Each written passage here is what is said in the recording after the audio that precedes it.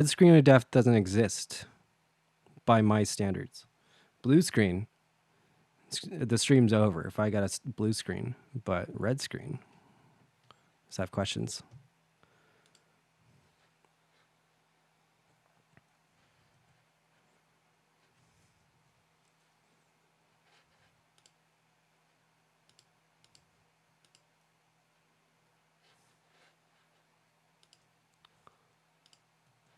One sec. Let me just shut down this hog.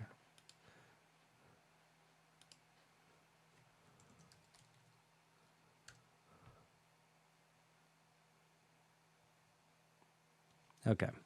So I mean, we're gonna be kind of using like faceplant and like serum for some stuff. Not really too much serum though. Mostly FM8 and faceplant because we're gonna be talking about like FM techniques and stuff. See, we're all good. I don't even know what happened. It was the red scare. That's what it was. Just the red spook. The red spook of November. You thought October was over, but boom.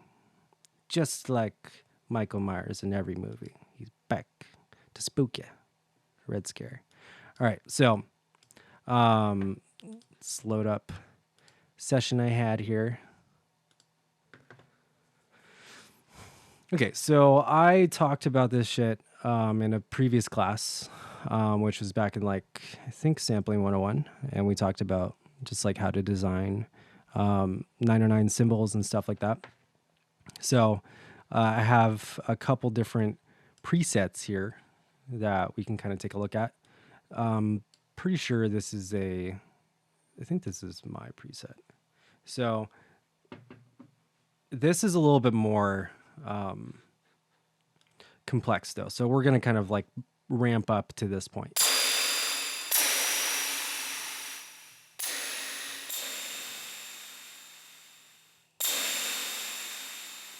So this is a 909 ride cymbal, right? So it has sustain, it has a bunch of different things coming together. And with this, you'll notice that there's no noise oscillators. So we're going to be kind of hashing on that on like most of the 909 and 808 engines were powered by like 5 to 6 square wave oscillators for the most part.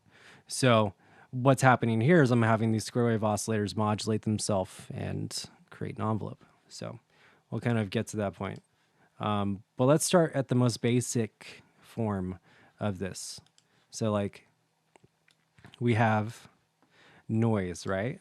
So you can pretty much make any basic hi-hat sound with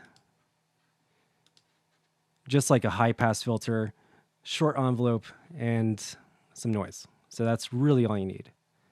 And we'll just put them on the upbeats here.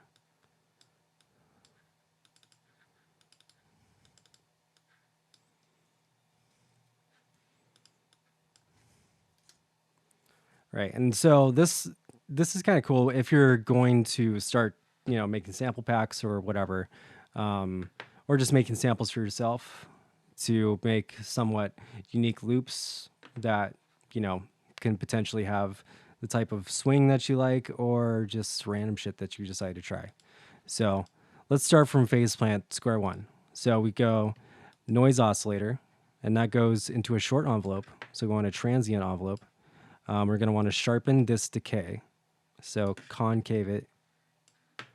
And then maybe shorten to about there. Cool.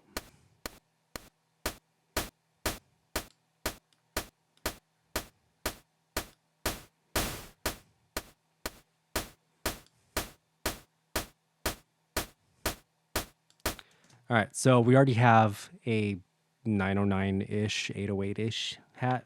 808 hats are very, very FM based, as opposed to 909 hats, which can potentially be a sampled, version like the original 909, or kind of like a, sampled version of a noise generated cymbal, which also is another approach to it, which is like the 606, 707 approach. So 606 is kind of like that 80s super sampled snare, kick and snare combo. It's like doosh, doo, doo, doo, doosh, boosh, boosh, boosh. That's not the 909. That's a 707. It's like the Def Leppard kit. It's like the 606 707 sound. But yeah, so run that. We can actually put filters in line here. So if we want to go and put a high pass and then sharpen the Q, we can go and do that here.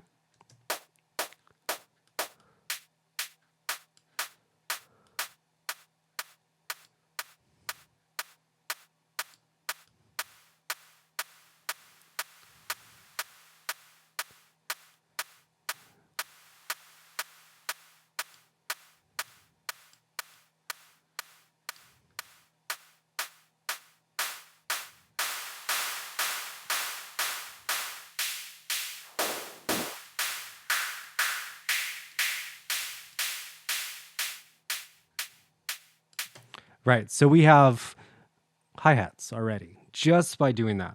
So we have, straight up noise going into a high pass filter. And this high pass filter can definitely be modulated because we want other things to create impact, right? So what does our noise represent in this equation? And if we're thinking about like physical modeling stuff, and I'm not going to go to the guide yet because the guide is talking about like 909 stuff, which is way more convoluted than this because of their limitations. Surprisingly, noise was hard to make back then. So they had to do a bunch of other convoluted stuff in order to do more intricate and more unique sounding to their platform, which, obviously they succeeded because they are the most classic sounds in the game, just across the board. I don't know one trap song that's not using an 808 hat in some shape or form. So definitely has changed all of music forever with those types of sounds. But if we're getting into more like glitchy type of noise-based sounds, if we're thinking about like any type of glitch artist, and I can name a few, they'd probably be too esoteric for anybody to know. But people like, if anybody knows who Heck is dope. I will type Heck's name. So definitely check out Heck if you're ever looking to get into glitch music. One of my favorite glitch artists ever. Now is not Heck anymore. He's just a professional sound designer and works on compositions for films only. So lost him. Lost Heck. Heck. But yeah, anyways, so just showed you the most basic form of this. So noise everything. We don't even need to use a filter. Just use noise and shape it like it's a hat and you're good to go. Okay, so next form of that. So we got all these different types of random values can be generated out of this. But with this, we actually get values to go and shift up and down, right? So this is a random sample and hold. Sample and hold is always a one flat value into the next flat value. And then we have curved hold. So curves into the next flat value. So these are still flat values, but now they've been curved to the next flat value. And I'm saying that like the most coding way possible. Sick. So this form right here is soft enough to sound somewhat organic. And I've used the harmonic shift here to go and push this up in the octave range.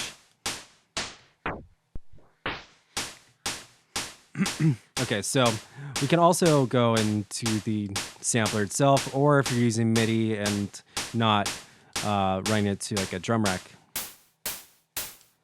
So we want that higher frequency in there. So this gives us enough material to work with.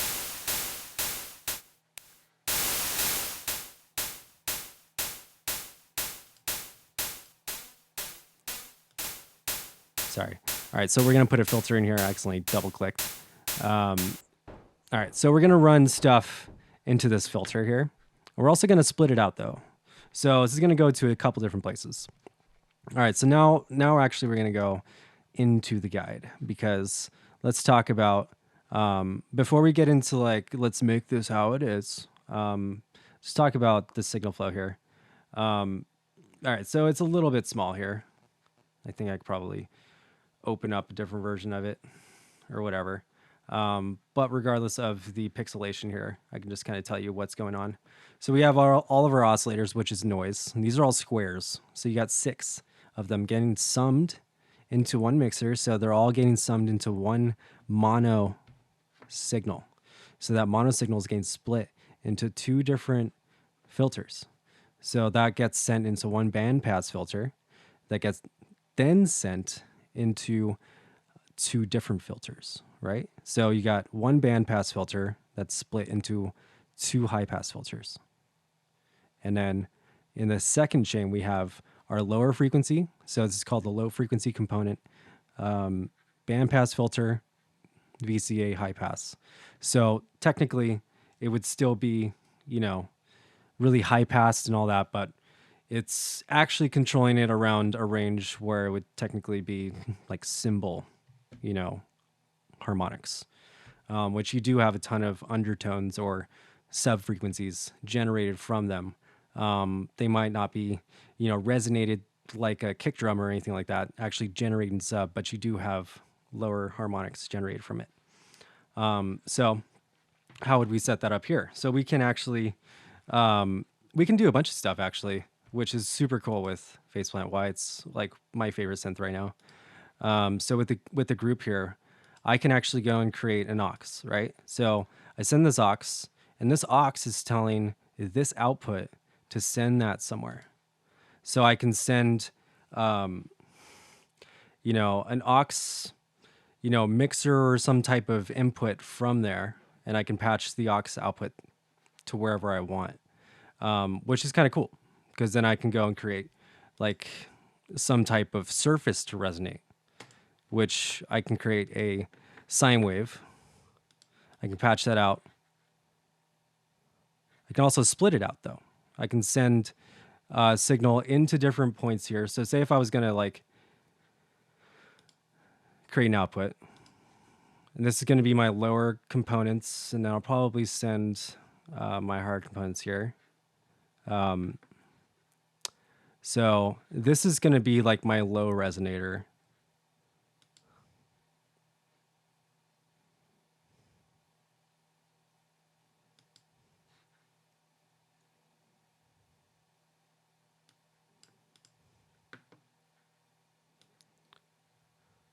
All right, so I'm going to have this modulate amplitude here, and I'm also going to have it modulate my phase shift as well.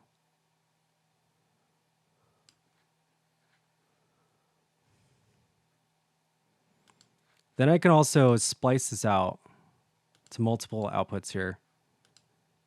So this second output, well, if you want to just mirror it, you can just option drag so it's mirrored. And then we go lane 2. So now we have this one source modulator going to lane 1 and 2.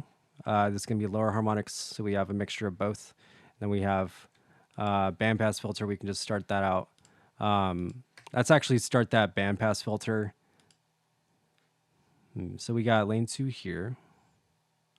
Let's actually switch the ordering of this and then put a bandpass filter right here.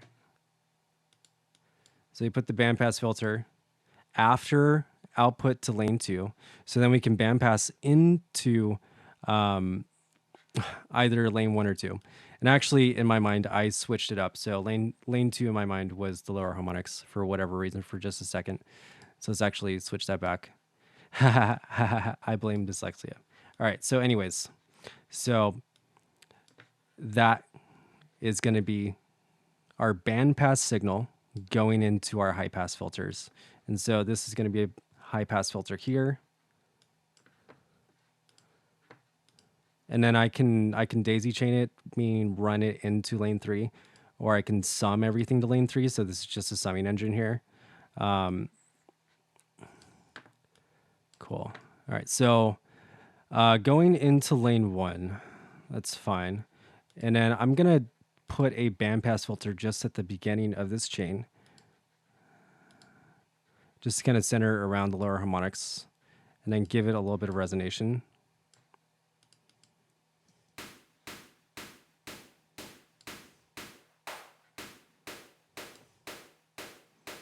right? And this is going to be, we got a little higher frequency in there, and that's coming from this right here, which is great because I want there to be a little bit of a ping, right? So the ping is going to be what makes it metallic. So ping or strike, transient, all the things.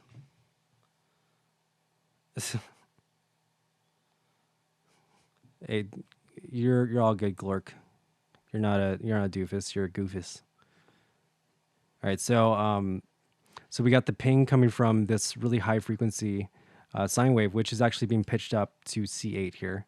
So we can actually go any point here. When I design hi-hats and like cymbal percussion, I'm usually around octave 6 to 8, around there.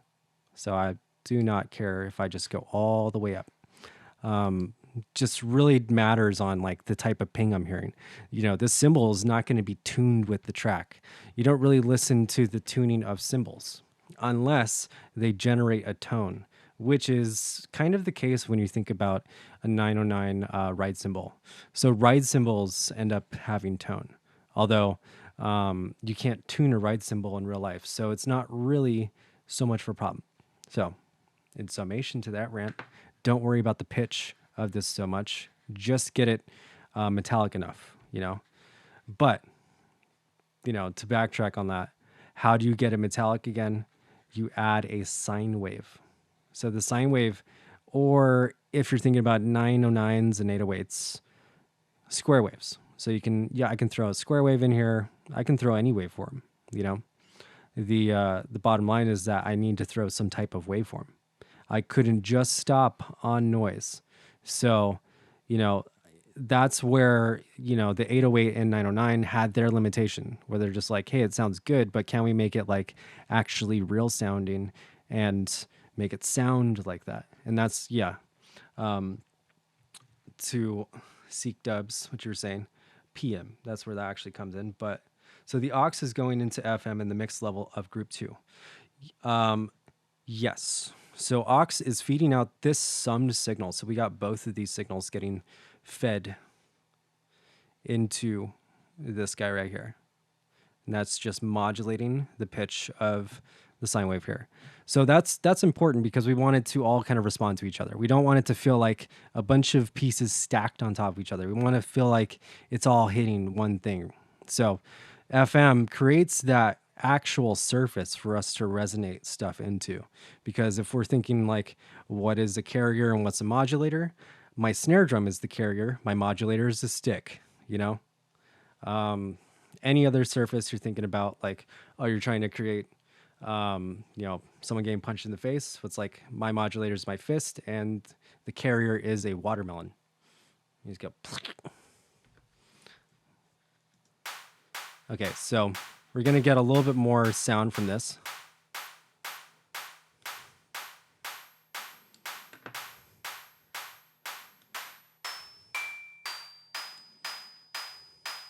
So yeah, obviously pinging.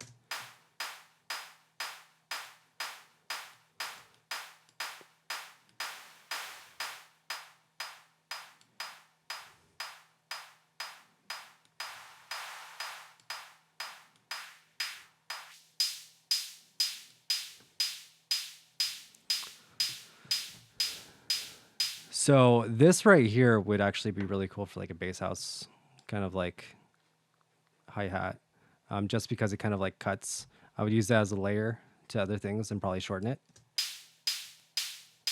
So you don't want the ping or the strike transient part of the hi-hat to cut through and be grating. So what's grating? Grating is blasting 3.2 kilohertz for longer than like, you know, 10 milliseconds. So you don't want that to really be super long. And then if it is like, you know, not giving you the envelope that you want, I would lengthen and then concave, which is just pull this back and then push this up. So we have 50 milliseconds here of decay, which I'm pushing into just infinite release, just so I have, you know, this range of value I can kind of like dial this sound into, right? So we don't want it to have to be triggered and sustained here. We just want this to ping once and then just play. Kind of like any drum, right? You strike the note and then it plays the drum. So in every percussion environment, when you're thinking about how should the envelope go, extend the release all the way. Make sure it doesn't just hard cut. Next piece, if you're thinking about like, you know, doing other, you know, live stuff with it, I'd always make this mono. Since it's just a patch, it's not really a problem. But if you're trying to choke these things to different things, you want to choke open hats to closed hats. So that's super important. So what's that going to sound like? We can actually put that into practice right now.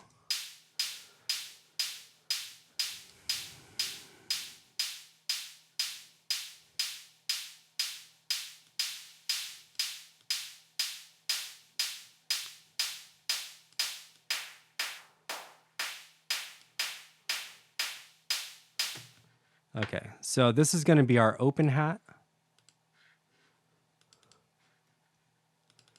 And then we'll make a closed hat right here. So I'm going to option drag that over and then put that right there. And then we have two pads and put them in the same choke group. Let's choke them at the same time. Two birds, one stone.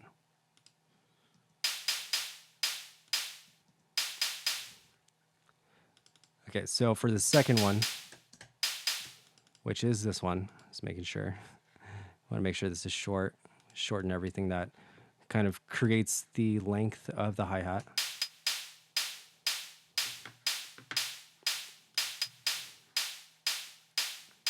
Okay, so then we can do something, you know, interesting with it, try to get it to speak to this other hat.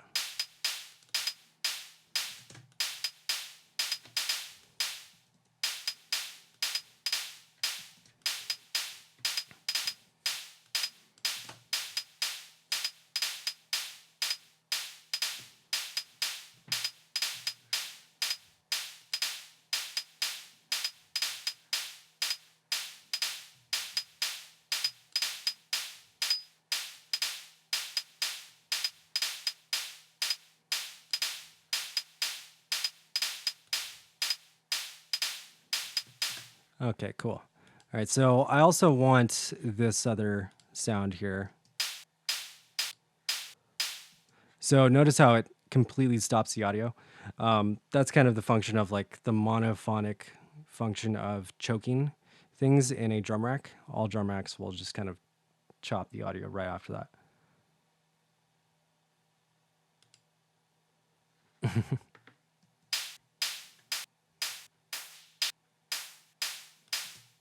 Okay, so now let's make this a little bit more expressive. So we have second order modulators. And what's a second order modulator? A modulator that's not in the original line. So this would technically be a first order modulator. All first order modulators are amp envelopes. So all of these are just amp envelopes right now. So our second order one is going to be our filter modulator. So we can do this right here. And I'm going to get this to modulate a bunch of stuff. So what I like to happen, you know, things that resonate more harmonics into things, I want them to kind of modulate in and out. So cue size, that needs to open and close.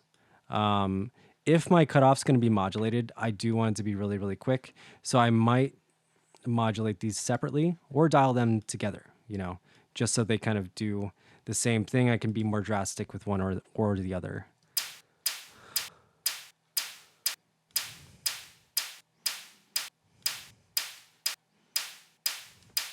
All right, so I was hearing a little bit of squelch, which is kind of like that zappy, lasery sound when you modulate a filter with high Q. So I'm not really looking for that though on this sound. So I want a quick ping. I want more of a pitch envelope kind of sound. So I'm going to shorten that up there. And pitch envelopes we talked about, usually about 10 milliseconds, 20 milliseconds long. So just listening to it, I brought it back to about 12. So that's probably good about there.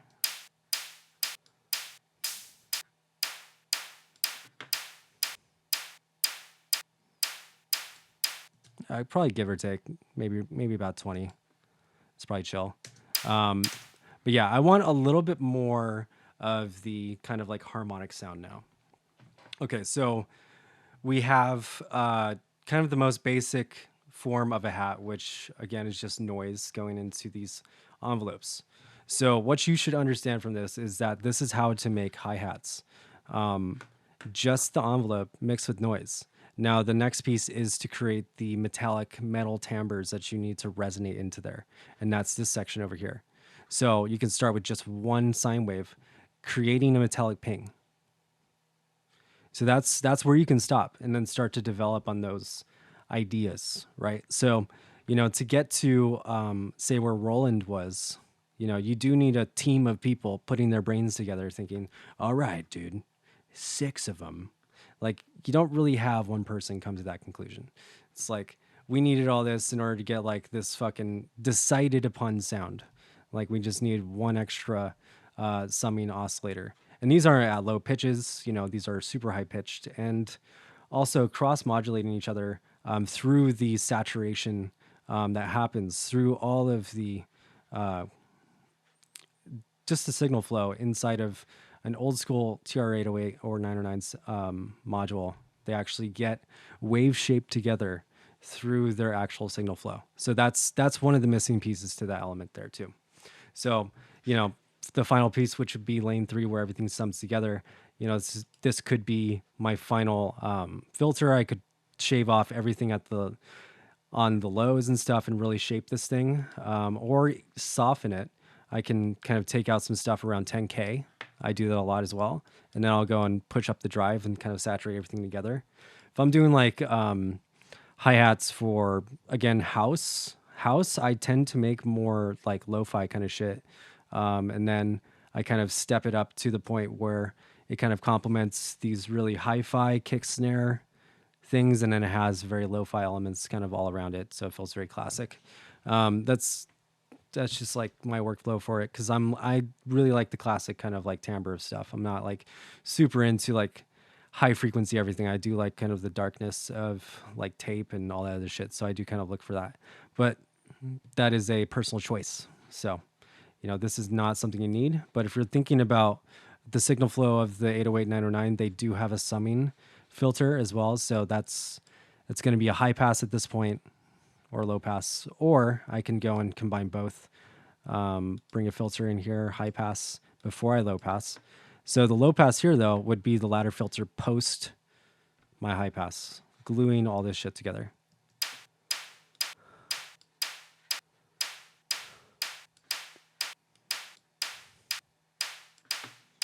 Okay, so I was saying I want a little bit more high ping.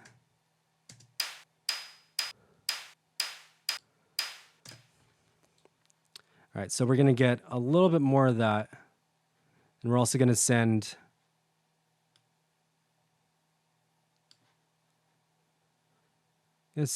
our oscillators to our aux different spots here. So I set this up so we can start modulating this with different spots when we kind of put this all together. So we have it routed here, but just so you know how this works. And we've kind of talked about this, but you do have to go and do that. So you can route as many things though to that from different points in the stage. That's why this is fucking awesome.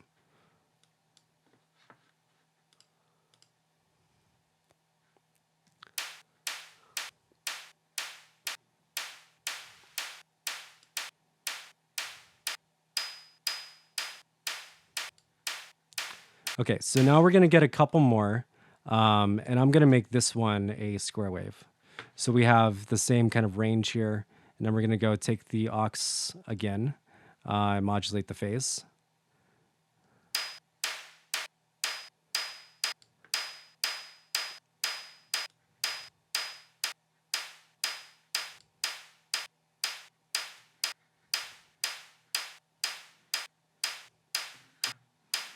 All right, so I'm shifting this down just so I get a little bit more of just like a straight up impact sound, less of a tonality.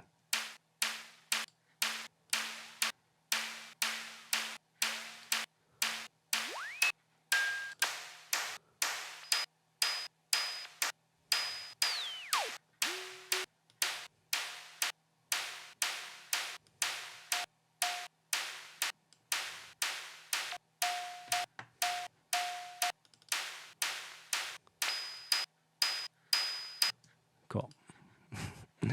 This is just so weird, but this is how they do it. So we're gonna get one though, and we can even use a couple. Like if we're gonna make a ride cymbal, we actually do want some tonality, so we actually leave a couple a little bit less modulated, just so we can hear the actual tonality of the cymbal.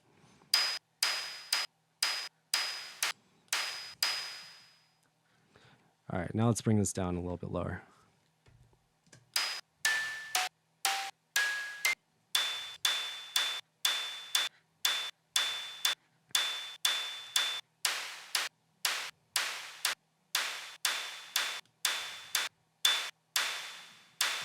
Okay. All right. So now with the modulation here, if you're kind of following along, which if you're following along, it just like went crazy. So what I'm doing here, just bring back everything back to where it was, and I pulled down the harmonic range of two of the oscillators to like a low frequency range. So these are just going to be modulated by that noise signal and get me timbre in this. So I can high pass right here, kind of shave off all that new low end information I just created, depending on how much I want to shave off here. I'm actually going to keep it pretty steep here because I do want to shave off like everything below about 150. But yeah, so these two middle oscillators, I guess I can organize this a little bit better. These are noisy ones. These are the more tonality ones. These are going to be at 1. And we can keep that around our just our root note that we're actually triggering our pad with, and then go modulate the phase of these guys. So we want to give them modulation, but now we want to go and control that modulation. So I have this new envelope here that I'm going to go and use as an auxiliary modulator. So we've talked about how this works before, right? So we go and hit this button again, and then we go and hit the star, and then we click that, and now we have this envelope controlling the amount of FM that's being modulated into this analog oscillator here. So we want to do the same thing for this guy here. Do the same thing, click that. Now we got it working as well. So then we can scale that range from this point here if we want to just fast modulate it. Or we can click on the star again and then get into this little menu that we can go and scale it in here. But either way, we have access to it.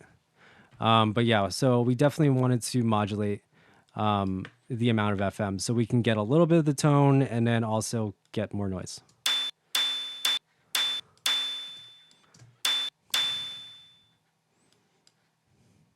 All right, so we're going to start at a more higher rate here and then pull out the sustain.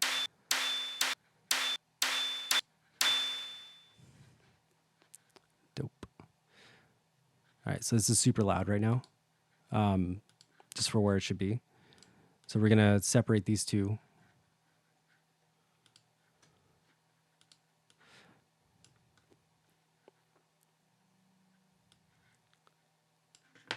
Actually, just going to separate right at the end here. And I don't need this mixer. I'm going to pull off a little bit more, except on this one, I'm just going to keep it soft. So there's going to be frequencies down here that are just going to be ultimately shaved off by this one. But I do want to soften out the lows. And then pull this shit back just a little bit more.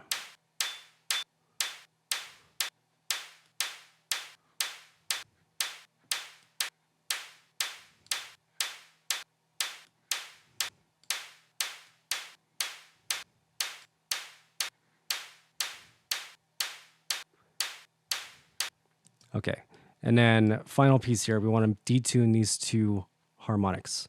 So without the detune, they're going to sound, too much like a sine wave. We don't want that, obviously, because it's grating.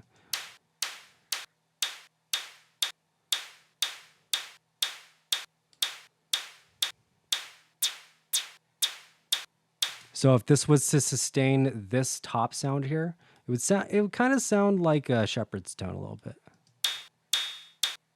but a very resonated shepherd's tone. So with these two oscillators here, with what I got going on in a 909 setup, there's 6 of these things kind of doing the same thing. So we can option drag this over and kind of like get a couple more. and then just modulate these around. They don't all have to be like an exact pitch denomination here, but just don't make it all perfect. The more perfect it is, the less organic it sounds.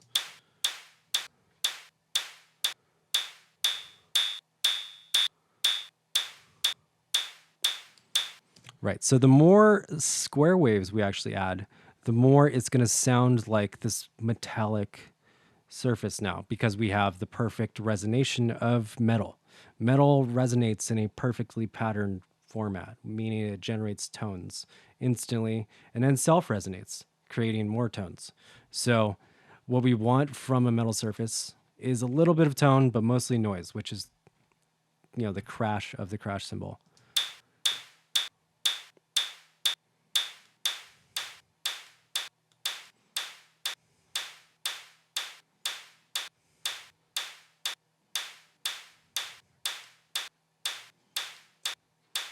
Okay. So, just to kind of like step back here, talk about what I just did. Just for anybody lost, please ask questions now in the chat. Peep in the chat. So I have my eyes on that. If you have any questions, please ask them now. A lot of concepts I just talked about. So yeah, no problem. So quick overview, and that's perfect question. So our source modulator again is going to be noise. And chose this soft random sample noise that's getting bandpassed and split out to two different destinations. So that goes into lane one. It's going to be our lower end stuff bandpassed into this bandpass high pass filter. And then our lane two has a bandpass going into it from the group here. So lane one doesn't get any of this filtering. And then we have just a high pass right there, just to kind of, emulate the way the 909 convoluted itself. Like, I don't need to do this anymore because I have faceplant, but I was just doing it for the sake of it. But I also can just like straight up bandpass and then run that into a filter too. It's technically like running a filter into a VCA, which if I was to do that and run it into a saturator, that can emulate kind of like an analog circuit. Being like the amplitude post this filter creates different harmonics based on how much I decide to drive it. With snares and other things like that, can be really, really cool. Also with this too. So good to see that form as well. So you just think about it in different ways. So then after all that, so it's just our noise engine here. We have our aux modulator. So the aux modulator takes any of these green guys. So you just click on the output here, and then you send it into the input of the aux modulator, which again is a siphon. Everything gets summed into this point and then thrown out from this output here.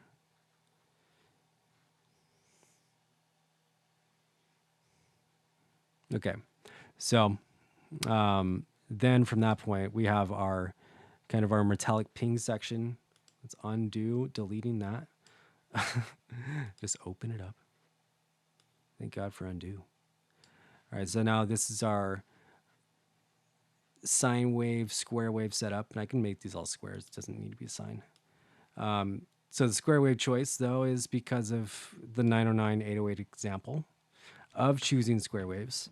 So if you were trying to do something a little bit softer, you can start with the sine wave. Sine wave is always going to be softer regardless of your situation, regardless of whether or not Roland tells you to do it. So square wave, easy. In the 70s, 80s, sine wave oscillators were very hard to come by, also expensive. So in almost all of their modules, it's either a sawtooth or a square wave because it's the cheapest form of that. So they'd rather start with more and reduce as opposed to give you a sine wave that sounds like shit. And rant. Okay, so we have How many oscillators here? We have 1, 2, 3, 4, 5, and 6. So just like the example, we have 6 square wave oscillators.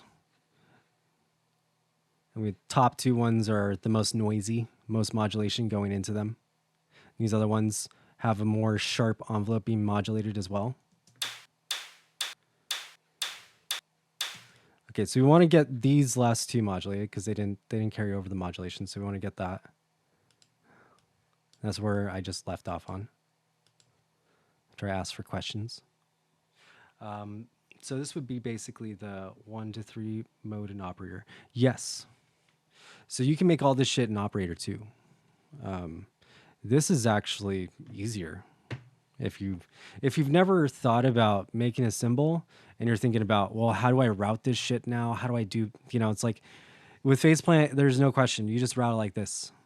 I like those environments as opposed to, some kind of workaround I have to do for the synth. That's why I go to FM8 and faceplant. Or if I was pre-faceplant, I would be in FM8 only, like literally only FM8 or operator. To make cymbals or something more complex like this, which I've done for like movie shit, like actual movie shit, having to rescore some shit, some like Istanbul film at some point. I had to resynthesize like all the orchestra and all that other shit too. And that was all with like noise resynthesis and Carplus Strong stuff. But for the most part, all these like symphonic drums were like FM synthesis using FM8. So this is kind of the same kind of like process I would do here. Where when I think about modulators in FM8, I think about one big piece. Like, what is this piece trying to do? And then how am I going to sum these random things together to do the thing? Right? So if I'm like using one oscillator in FM8 to like create noise, I can use a noise oscillator, or I can feed back any oscillator onto itself and generate noise, send that noise into a perfect sine wave. That becomes my transient. That becomes my metallic timbre. And then I can sum 2 of those perfect sine waves, send that one noise signal to both of them. So like I don't have the limitation of like I have to set the algorithm to do the thing. It's just say I want 2, they go out to the output. This one goes there to both. Easy, done. So that's how I think about that. That's why FM8 to me seems very on the surface and kind of it seems practical when you think about FM synthesis and stuff. Although very heady shit if you've never looked at an matrix before. So matrix or matrices are just like Battleship. Just line up the things, modulate the thing. And now here in this environment, mod matrix, no menus, no nothing to look at. This is fucking amazing. If anybody has grown up in reactor land, menus used to be my life. And then when I would design stuff, I'd be like designing around menus. Like, okay, now I use an IAC driver bus within reactor to send all this stuff from a single menu to say take modulation from any source modulator in reactor. You have to go and siphon through a menu to go and do that stuff. This just does it all for you, right? So that's cool. Anyways, so there's like one main concept I'm doing here, and that's just creating like just this ping here. But I'm like summing so much shit together with theory, though. There's not, it's seemingly random, but because I've done this in so many different environments, this is the starting point. This is where I'd start to get my like overall kind of like character of the sound that I want to get. And so we're getting the aux modulators again.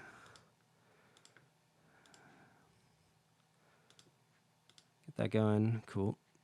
Let's pull them all back around the same range.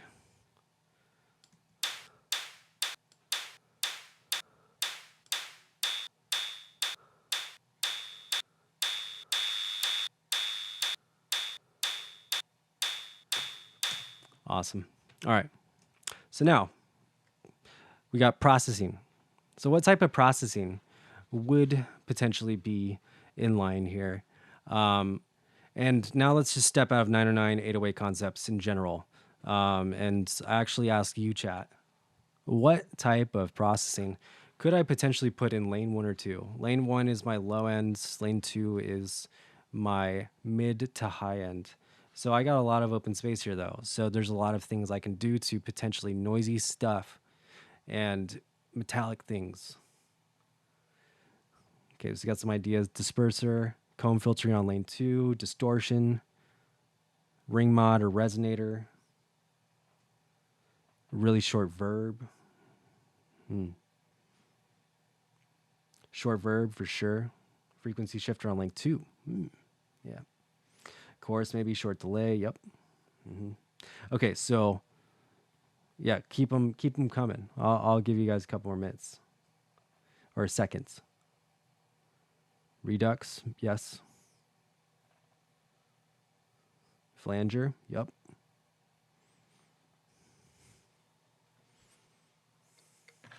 Corpus, although Corpus doesn't exist in Faceplant, but yes. Def distortion. Hit him with the flange. All right.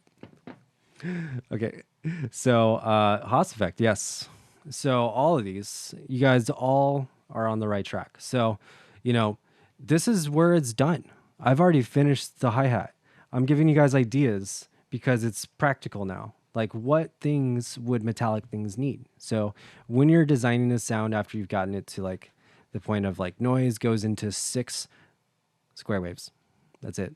It's like they all look crazy, so it looks intimidating, but it's really just one thing done 6 times. Yeah, so all of that though. Delays, anything to make it sound metallic will complement it. It won't detract from it. You can do it in any way possible. So one thing to keep in mind though, you do need more than one oscillator here. Just going to remind you that. In order to get that kind of dissonance and inharmonicity that a potential like carrier waveform like this could be, you want them to be detuned in like a perfect 909 808 environment. They say N harmonic, which is EN harmonic, meaning kind of like the same pitch but a different note. So it's saying like if you're thinking about like B flat or A sharp, something like that, that would be N harmonic. So that means I can do the same exact pitch here, a little bit different. I prefer inharmonic, which is IN harmonic, because inharmonicity creates dissonance, and that creates more organic character. Things aren't enharmonic in real life. So when I'm thinking about surface to resonate, I'm thinking about something somewhat along that lines, but a little bit random. I want it to be a little bit different every single time I hit it too. So, I can potentially add a random modulator, something to kind of change up the sound every single time. Like what creates pitch here? I can modulate that randomly, just a little bit. Every single time I hit it, it modulates the pitch of this just by a slight amount. So then I can go and do that to other things like where this filtering is going to be centered at. It's just a little bit different every single time.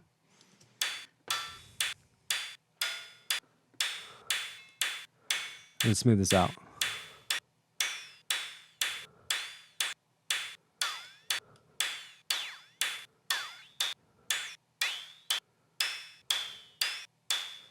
So I'm scaling this all the way back here because I don't want it to, obviously repitch the sound as it was. But yeah, so we have the organic movement now. It's going to kind of change the pitch a little bit. And then we can go and start to add processing. So what I do typically on this kind of stuff, so for the low end, this is where I go and add some type of distortion. So in Faceplant, we have phase distortion. So phase distortion is dope because we can go and phase out and pretty much neutralize the zero crossing and then create like this really kind of gritty sound, which is kind of dope. So I will do that pre and post filtering. So if I'm going to do a high pass here, I'm probably going to high pass again because I'm going to generate new harmonics below that high pass filters cut off on the first one.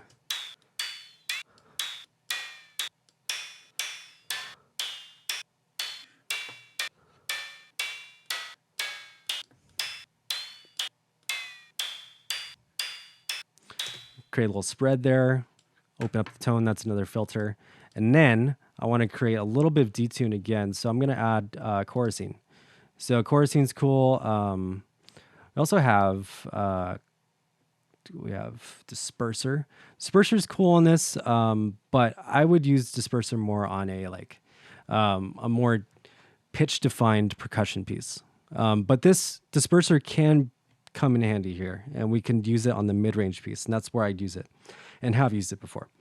But yeah, so for this piece here, we can use chorus, or we can use some type of delay.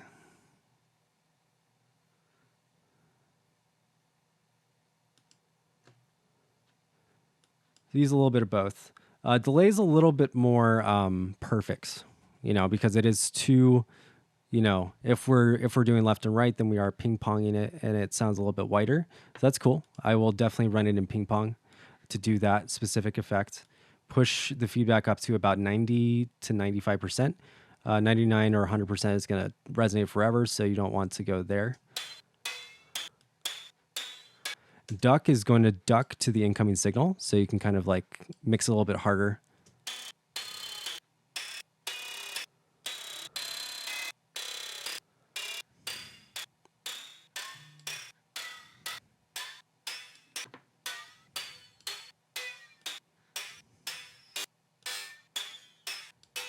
So that's what I mean by perfect, though. So now we're generating a perfect tone in this because it's just going to be 10 milliseconds. This value is not getting modulated, although I can modulate it with my very slight randomize modulator.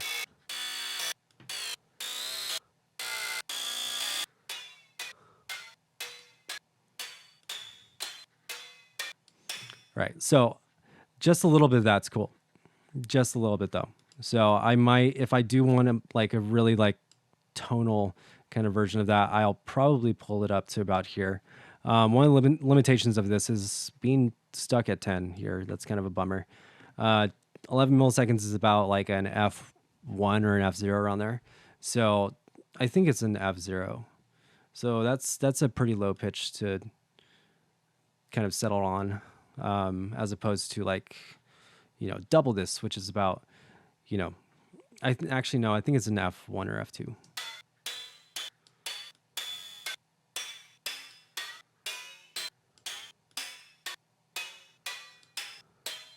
So that sounds pretty cool right there. I like that because it has this kind of like weird metallic body to it, but it's not too obtrusive where it's taking away from everything. This chorus is on 100%, so let's hear it without it.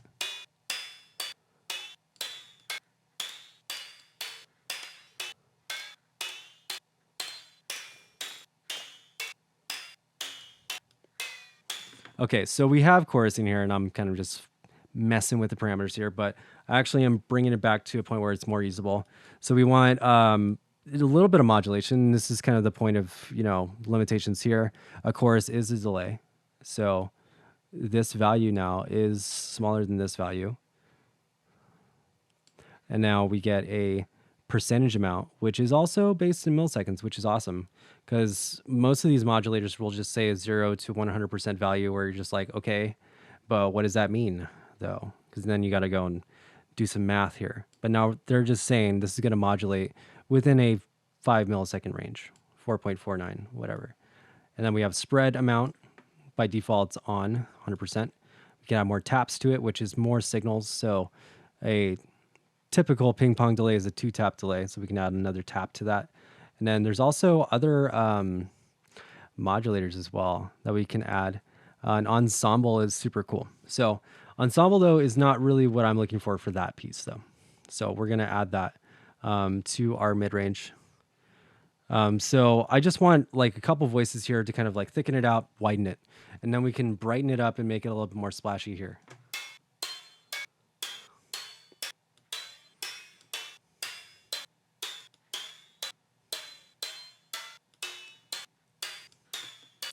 Okay, and I'm going to get a little bit more value or just gain out of this by using a distortion. So saturation or overdrive is a little bit, it's gentle. Saturate's a little bit more gentle than the others. So we can kind of use this as kind of like a gain stager to get a little bit more drive and volume.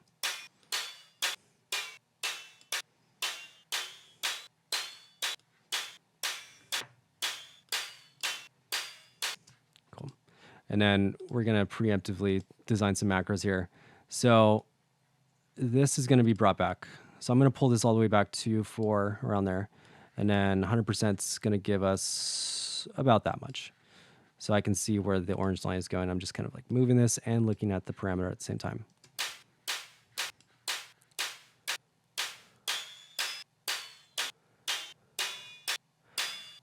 Right, so this will be the longest form of the hat, and then I can pull this back and just dial it in.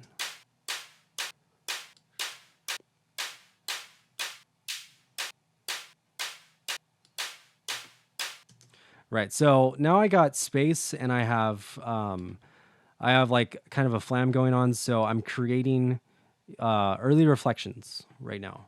And we had a couple people say like short reverb and stuff, and early reflections is exactly that. So like early reflections are, you know, the first point at which a sound source bounces off the wall. So if it's really really quick, then the space is small. If it's long, it takes a long time for that pre-delay first early reflection to hit the wall, then it's a big space. Okay, so what we want here with this, I kind of want it to just be pretty upfront. So I'm not gonna misblend these two pieces. When I go and create like a space for these things to be in, I want to put them in the same one. So if I'm gonna add a reverb in this chain, it's gonna be on lane 3, which is gonna be my final summing lane. But again, we're going to be doing early reflections, which we also have early reflections as a thing we can hear more of here. So we can just turn that up a little bit more, take off the dampen a little bit, and then shorten up the decay. So we don't want it to be a big space. And when we're thinking about modulation for like physical modeling stuff, you know, you always got to think about what type of space you want to create for a physical model to be in.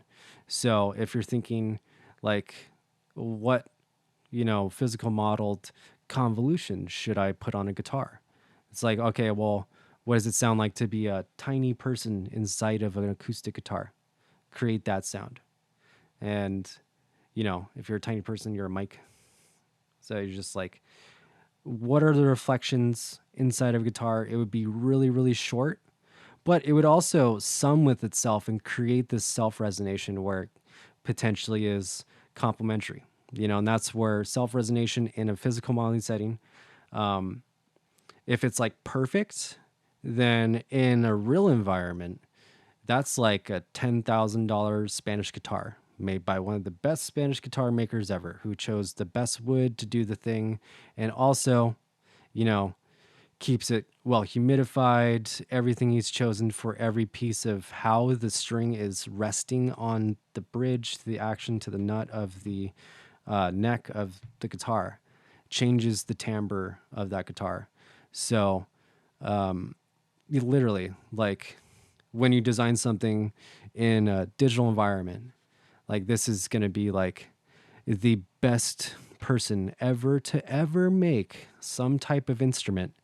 You know, kind of like the Muramasa legend. Does the sword exist? Was it a person? We don't know. It's a Ronin. Okay, so, yeah. hopefully that like kind of, if that didn't just all go over your head, it's, you know, giving you some ideas to do with shit. I'm sure it's inspiring you to do some other stuff just from me showing you this stuff here, and then talking about how you can manipulate noise and inharmonicity like this shit, because this actually becomes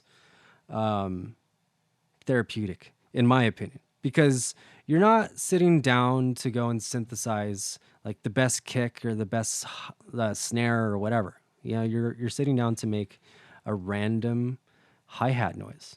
And that can be kind of freeing, right? Because you don't worry about any of the limitations here. And I'm telling you to just not worry about any of it. Here's the pieces that you need. You can start from a patch that you just go and line up all this shit and then start changing everything about it. This doesn't even need to be an analog oscillator. This could be a wavetable. You know, this doesn't need to be noise. This could be a sample. So you don't have to like limit yourself to what you get as a formula, and why I tend to not give people formulas as opposed to just teaching them more of the theory behind it. And I guess that kind of is the formula, or like what's the formula here? Noise. So we have a resonator and a surface. So a transient, a striker, and something to strike. And when any environment, thinking about physical modeling stuff, that's always going to be the case. So just keep that in mind. So you can do a lot of stuff with this. Right. So we got this final piece here of the equation, and this is kind of be where we're going to finish this symbol out. So we got this space.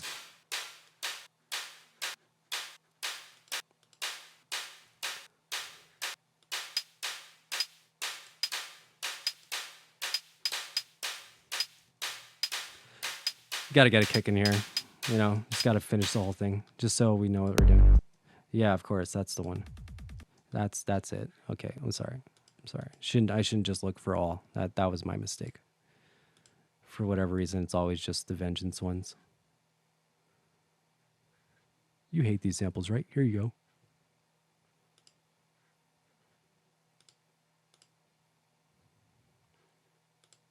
Hello. I have a very, very picky taste of kicks.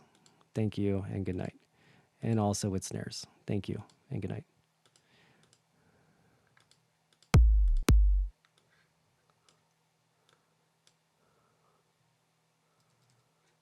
Okay, so we're just going to do 124.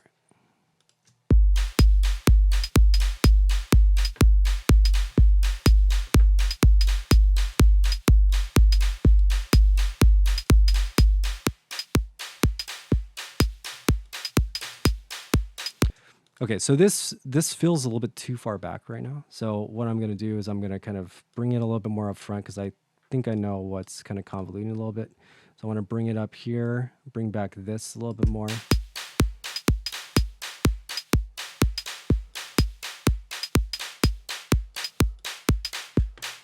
Get the size all the way down here. And I think I'm going to bring back the width to about 40, 50%.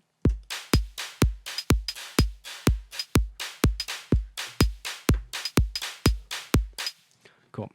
All right, and then our first envelope here, this one is our master noise envelope, so we can go modulate this one. This is our, ultimate decay length, so we want to go and assign that. Let's bring it back about here.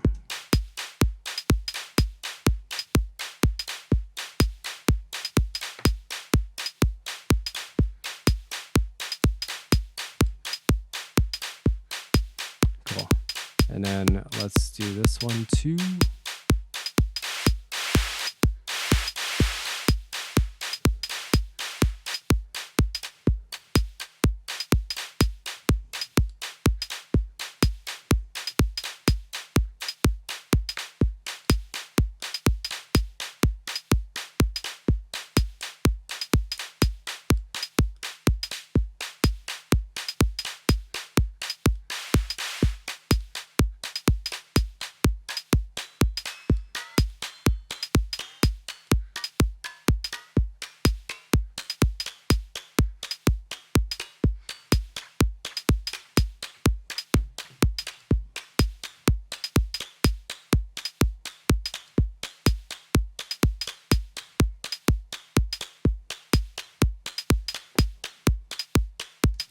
Okay, so I'm going to have this kind of modulate a little bit quicker, and then, yeah, just do that. And then I'm going to send a little bit of FM from some of this stuff into some more random spots. So let's actually create a little feedback loop here. So notice how this changes when I move this. That's because now I'm feeding back the signal on top of itself.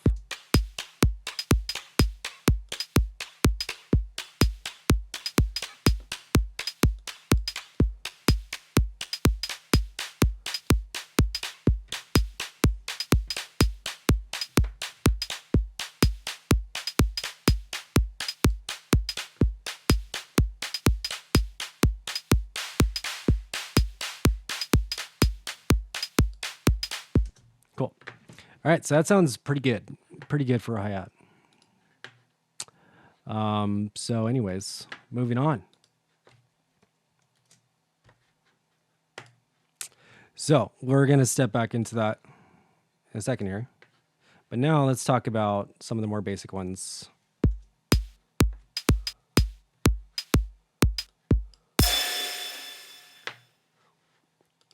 So they do actually have a couple presets in here, and then we're not going to use that one because it's the crazy 909 ride cymbal that they don't have.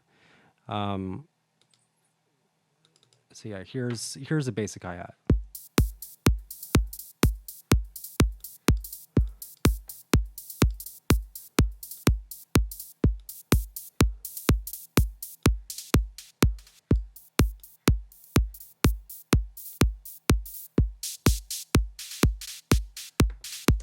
Okay, so you get the idea. Hi-hats are super fucking easy, but you know, if you're trying to make really unique ones and crazy ones, you're gonna have to like think a little bit harder about it.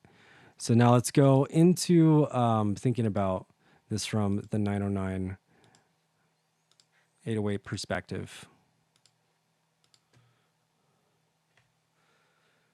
All right, so figure 5, 808. So we got 6 oscillators summing into a bandpass filter, and then this goes to the output, and they both have contour generators, which is a fancy way to say envelope. So first one split into 2 high-pass filters, and then one final one. And then they're all summed together in one final amp. All right, so we also have hardcore definition here.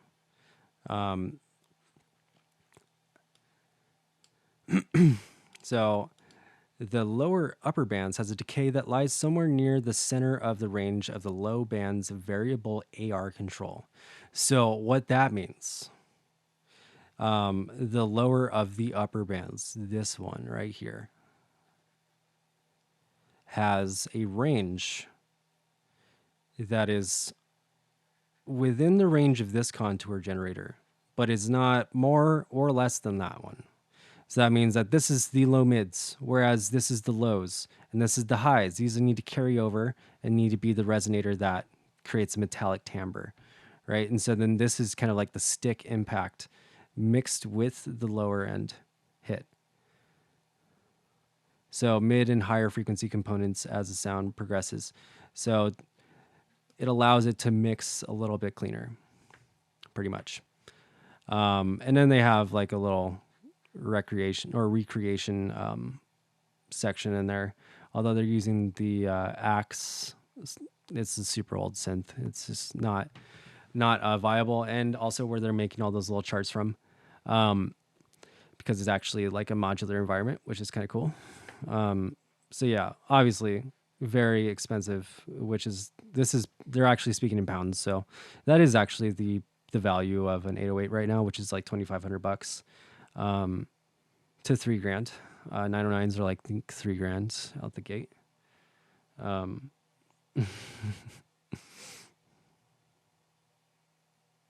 Oh yes, I definitely put all these different guides into the Discord.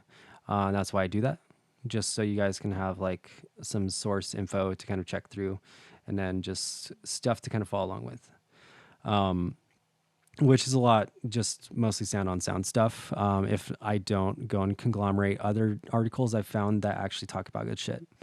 There's a couple ADSR articles that I think are pretty decent for hi-hat designs, so go peep those. And of course, like everybody has a different take on like drum synthesis to a small degree, which is like, oh, I use this type of noise or whatever, you know.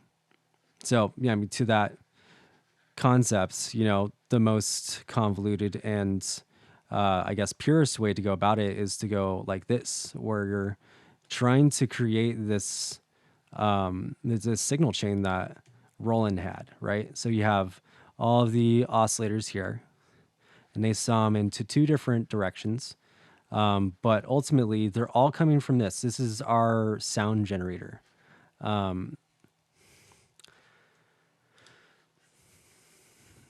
Let's go and put this into a drum rack.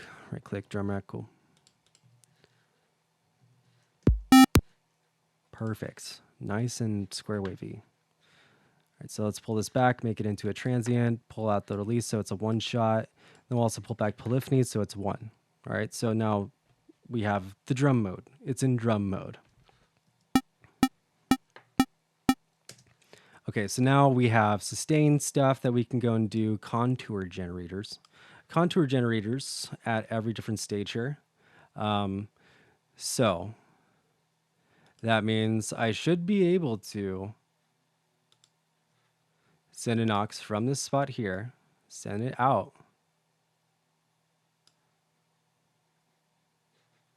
and then potentially route it into other sources or route it back into itself. But we're going to leave that there for now. So we have this little aux output that we can just go and do stuff with.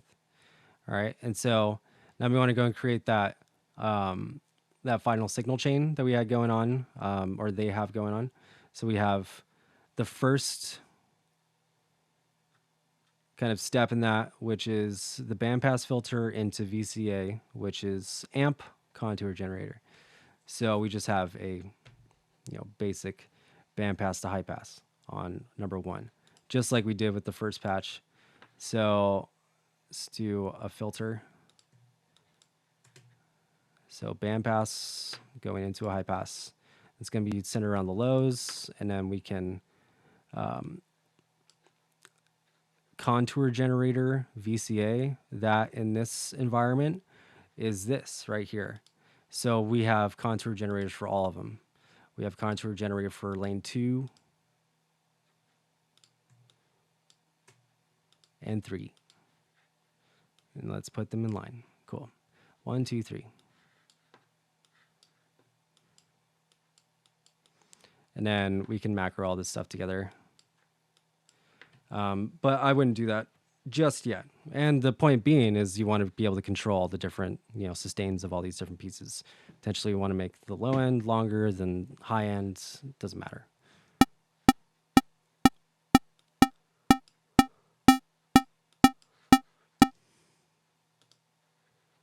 Okay, so now we have the high pass filter here.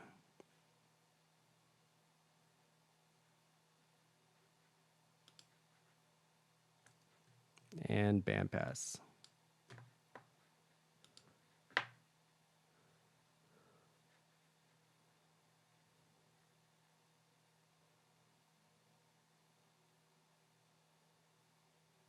Okay, so what's going on here is we have a bandpass that splits out to 2 destinations.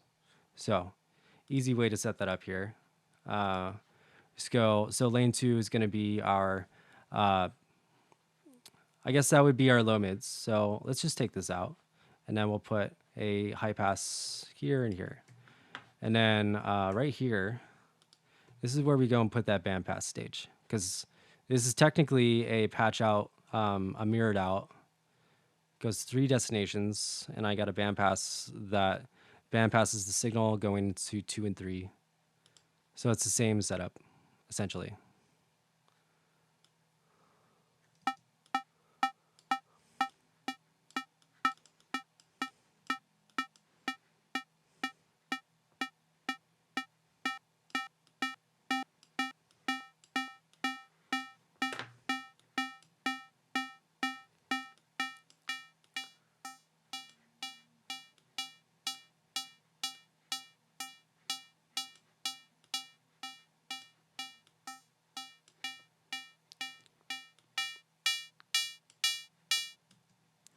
Okay.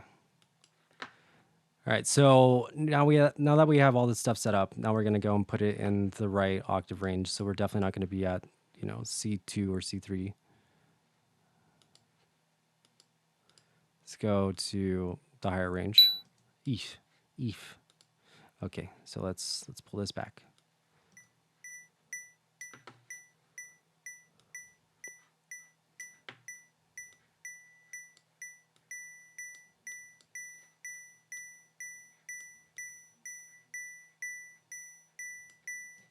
All right, now let's make them a little bit off pitch with each other. Start to detune and get a little bit of movement. Do this any way you want.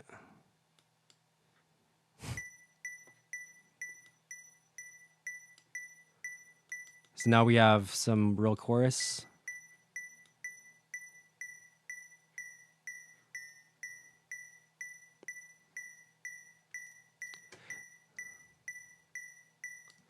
Almost like a digital triangle right now.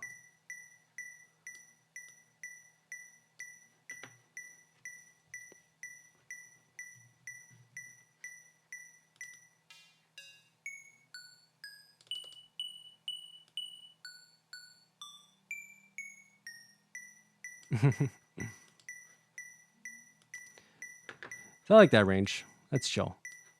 Okay, so it's still too perfect.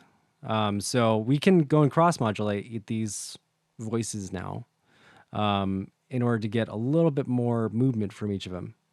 But what's happening here is we kind of have a similar setup, as what they're doing here. So we have the bandpass running into all of the VCAs. In their setup, they need the VCA to be post filter because they're running something into an amp. But in our situation, it's into whatever we can control with an envelope. So if I wanted to do it this way, what I have to do is I'd have to go and assign an envelope, create an envelope here. This is a VCA, and then go and modulate the gain here, which is not a bad idea because now I have just a straight up output control, right? Thinking about like which parts of this do I want to like really, really noise up? I can add a ton of detune on these. Kind of spread that out.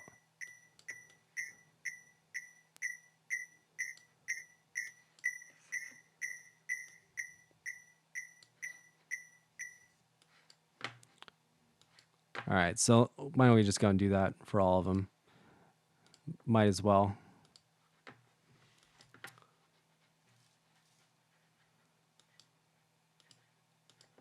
All right, so we're gonna push these attacks though. We do want the attacks to be like on 0. Sometimes I'll push them a little bit off, which is like 1 millisecond to 2 milliseconds. But for like hi-hats and cymbal stuff, I usually have it really, really quick. Just because we want it to strike. We don't want it to flam into it unless it is becoming more of like a shaker. And that's kind of the next step of what we're going to be talking about till the end here. Okay, so now we got to give these value. Okay, so this is...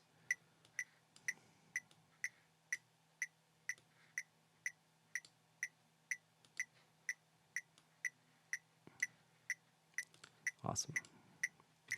I'm all full release. And then bring them in more. Okay, I'm going to need you to scroll. Thank you.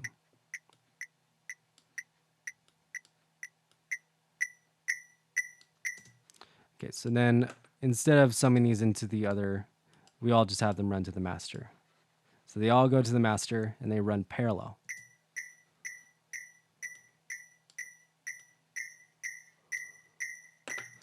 Cool.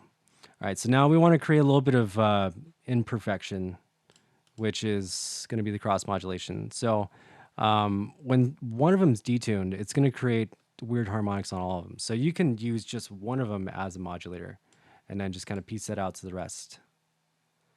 So say if you do it this way, so one is modulating all the other 6.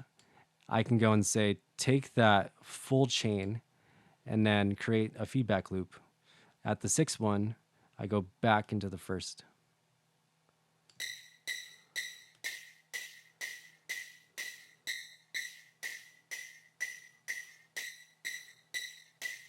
So it's just enough breakup so it's like it has pitch, but it's broken up and distorted. Not in a overdriven sense, but more so of a just harmonically distorted. So all the different pitches kind of sound a little bit more dissonant.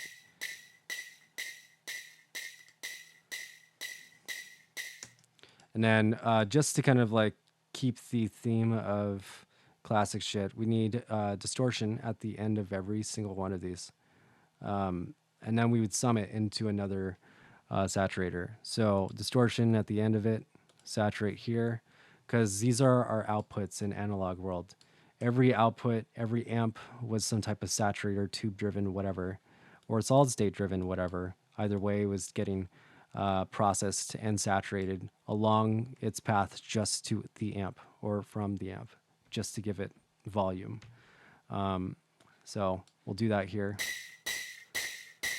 So we got a ton of low end.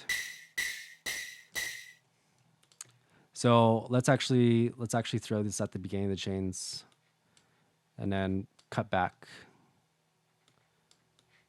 So that's the thing about using distortion. I think of it kind of like that saying of like cooking a steak. It's like you can't cook a steak less, you can't distort a sound less, unless you can just move it in the chain and then kind of like give it, you know, a little bit more of a flavor. Luckily, you can distort a sound less. It's not limited to that.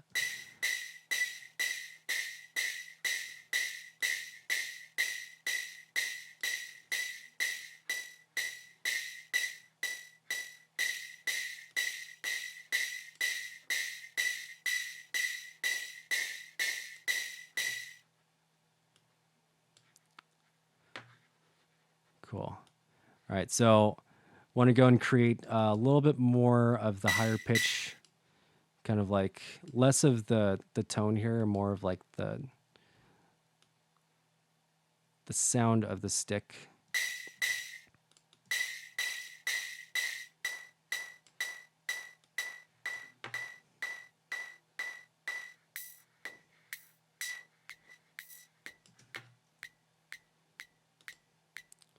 Summon contour generator for this. So I was listening to the range there.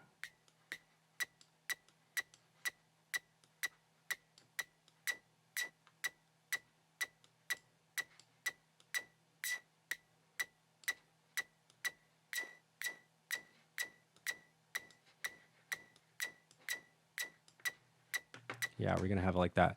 So this is a little bit more cohesive, doesn't have all that tail. Also goes all the way down to 0. I'm gonna steepen the slope a little bit more too. A little bit less on the zap. And then I'll shave off a little bit of lows here.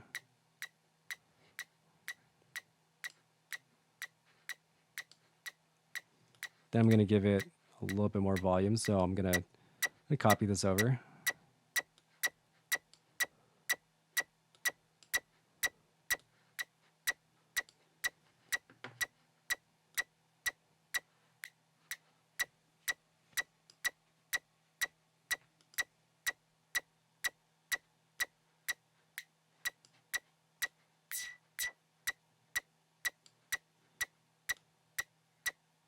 All right, so this is our little filter envelope now. We just got to keep track of that.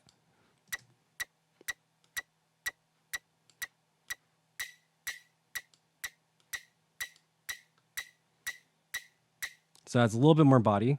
So it needs to be subtle like that, though. It can't be like too like in your face with like how much like impact you're trying to add, because it's ultimately going to be processed. And again, I want more dissonance from this. I'm hearing too much pitch.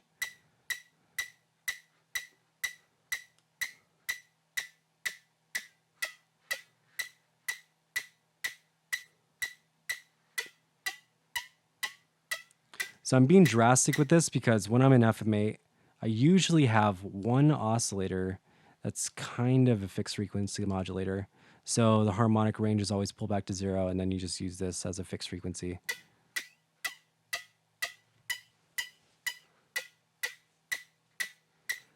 Cool thing though is when you go and use it at a lower frequency, meaning LFO range, it kind of like flaps the sound, creates this kind of very slow modulation,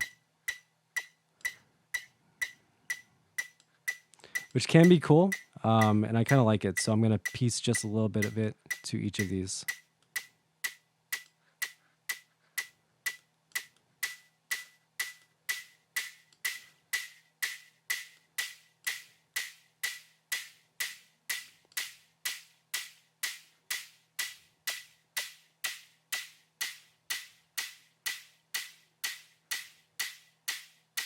Cool.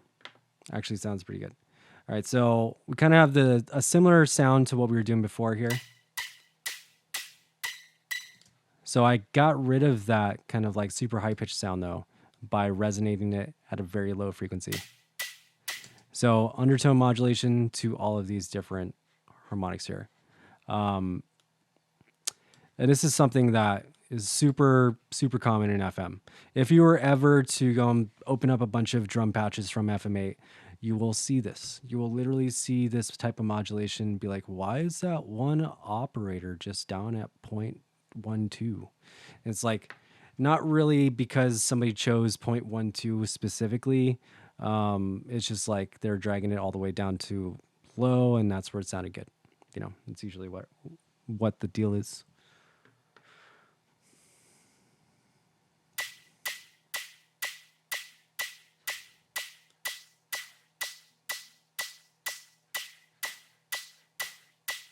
All right.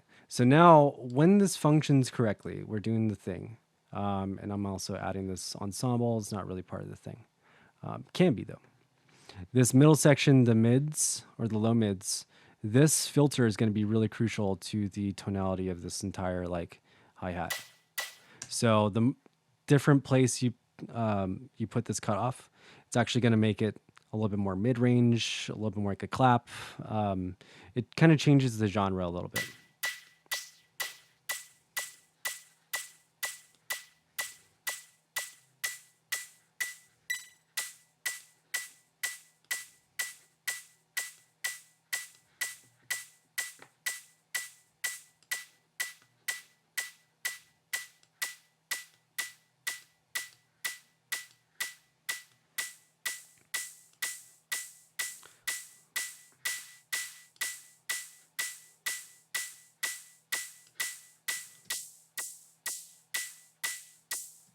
Cool. All right, so this last one here, I'm going to add that filter envelope to, which is this one. And I'm going to move this one a little bit more out of the way. And then I'm also going to disperse this one or ensemble it.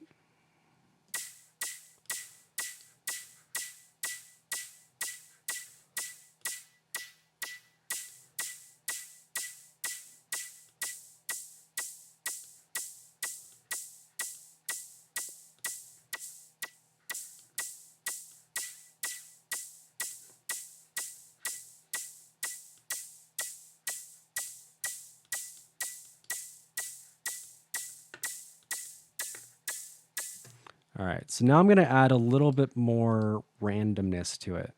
So I'm turning on unison now. So unison in this situation is going to add more detune. I'm going to get more detune from each oscillator. I get more voices from each oscillator. And then the modulation that I'm sending gets more destinations.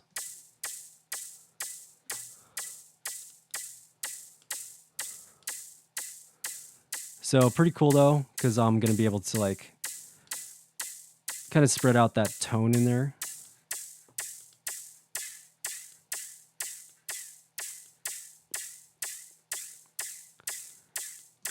Also, I'm hearing comb filtering now.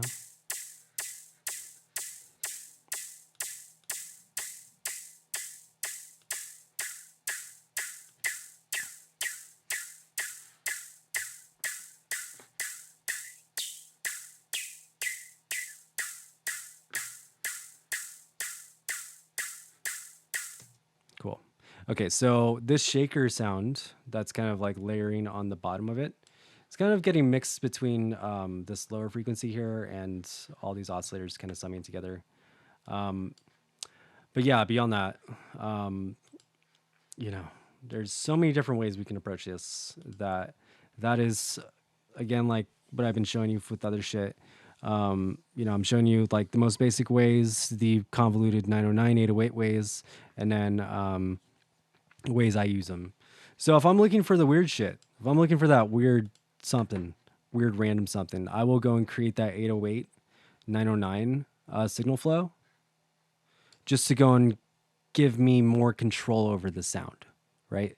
So I have more control over this sound because it's summing together to create this metallic timbre. And it's always going to do this. Always. It doesn't matter. what situation with FM you're going to go and try this stuff with. It's going to create metallic timbres this way. And so you can go and channel them and filter them and route them differently in different environments. Phase plant gives you all the control to do all that shit. Honestly, easy.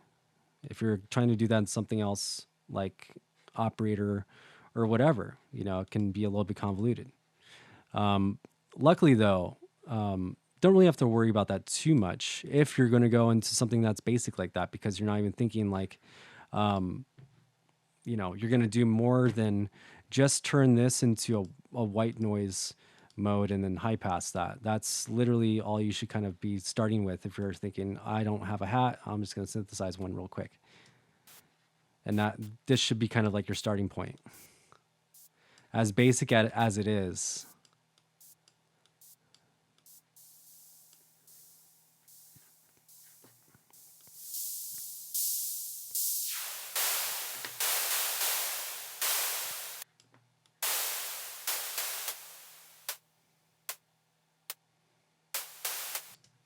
yeah. All right. So for like the 909 stuff, kind of like that, 808 stuff's a little bit more complex.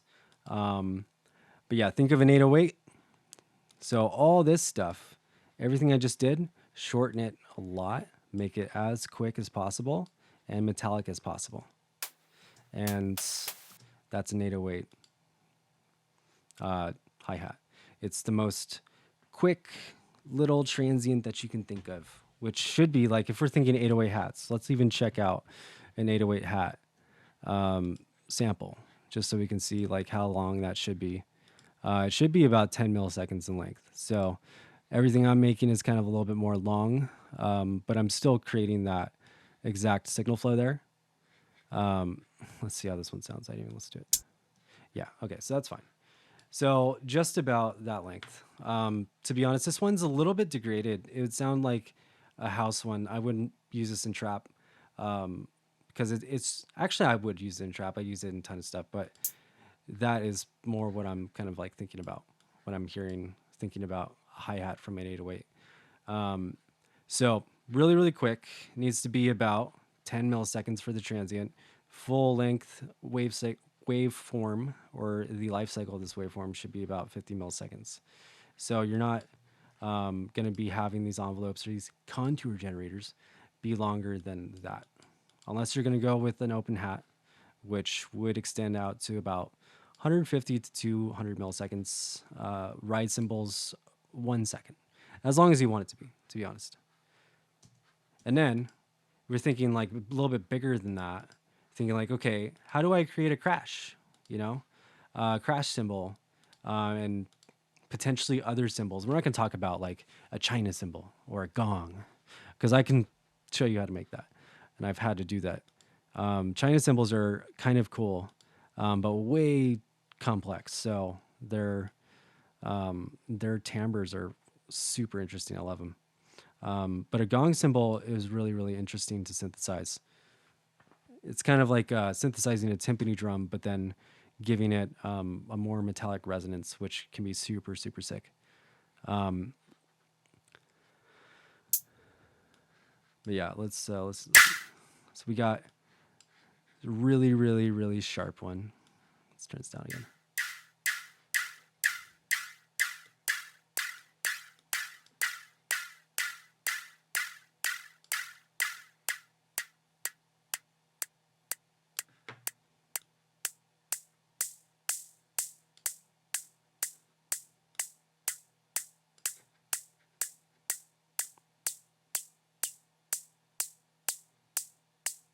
So it's our higher timbre up here. Mix that in by bringing back the decay gently, so you can just kind of like hear where it starts to blend. You stop being able to tell where one piece is and one isn't, really. This low end is pretty good here, although I'm gonna get a little bit more out of it, just to kind of like open up the body a little bit more.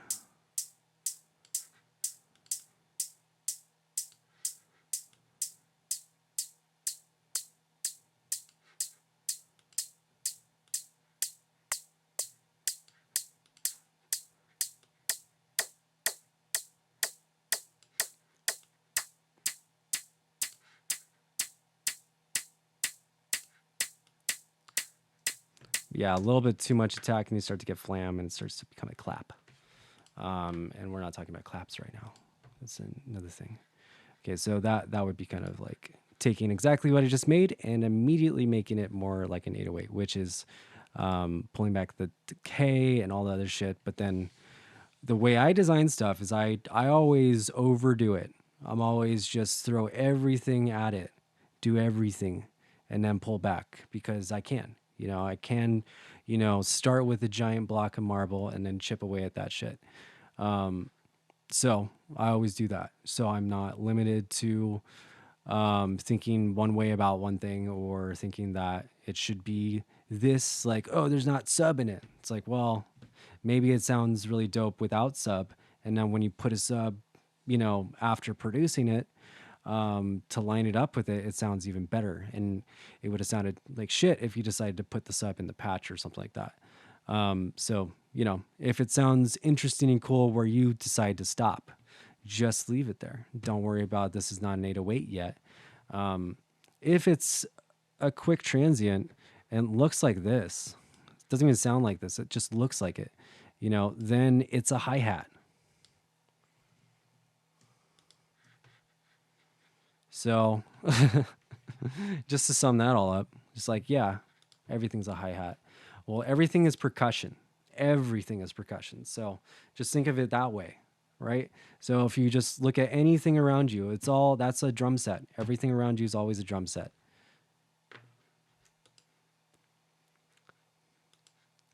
Okay, so, if we're going to do this one more way, we're not making a hi-hats now. So hi-hat section is kind of over for this class, and now we're going to be moving into shakers and other crash cymbals and stuff. So let's make a crash cymbal here. So we have the same exact setup. I'm not going to change this patch. I'm just going to modulate the patch. So I need more decay. I need to sustain. Need to have timbre.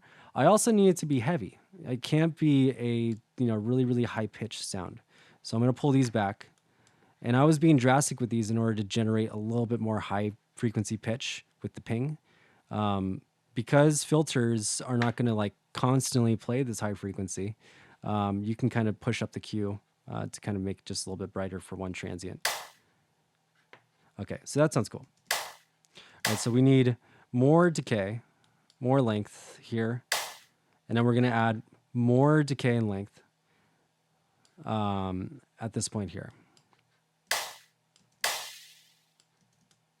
Hey, thanks for the host. Hey, what's up, Aaron?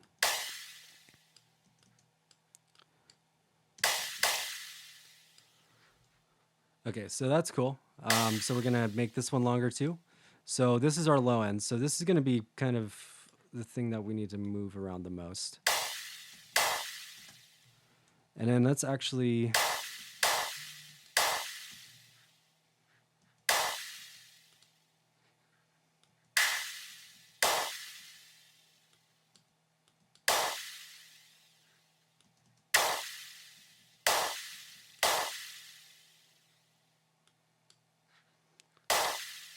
let's chill.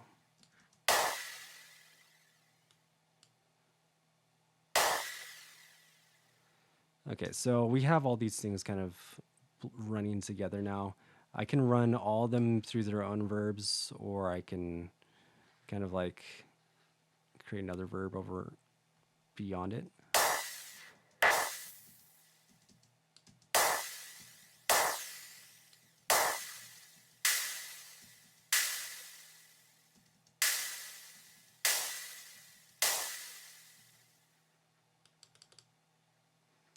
Okay.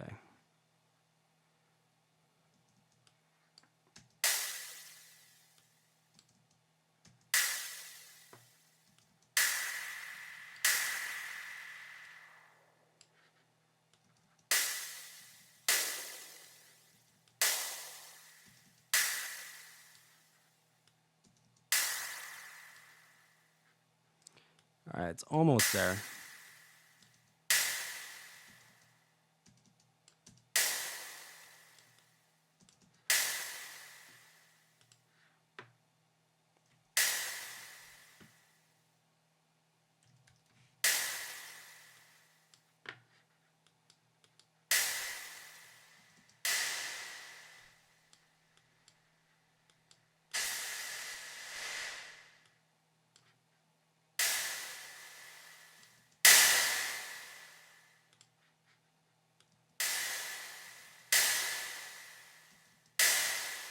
I am running these all to the output and not limiting them, so it is going to be loud, just straight out of faceplant.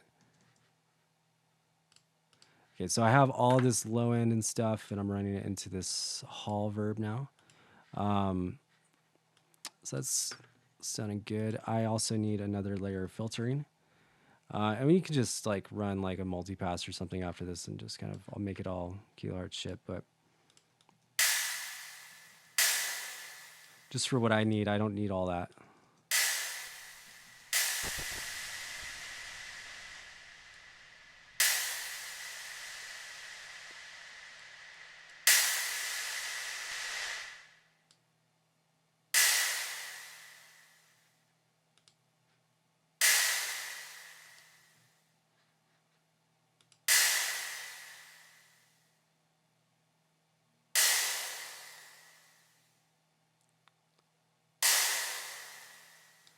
Okay, so we have a good kind of like washover in the mid range, which means like I have a good balance between the lows and this mid section where they kind of blend together into this kind of like ocean like washover sound. And then all that's kind of like being capped by this high end layer here, which is giving this kind of like chorus effect with the ensemble. I kind of like it. I also want it to move less. So I'm going to let's put in symmetrical here, and then I'm just going to take it off for the second.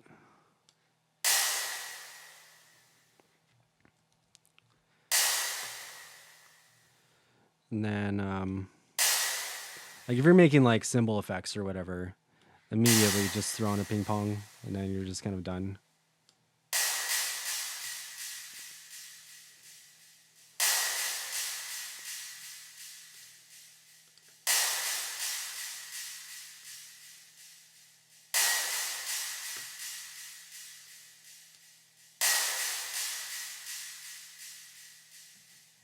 And that's kind of the workflow you should take with it.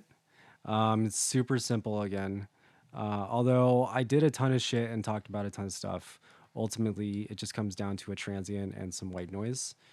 So that's how basic this sound should be, which is why I think it should be innovated more. That's why I think more people should make their own like random hats and shit, which I tend to make a lot of. So I think it's kind of fun.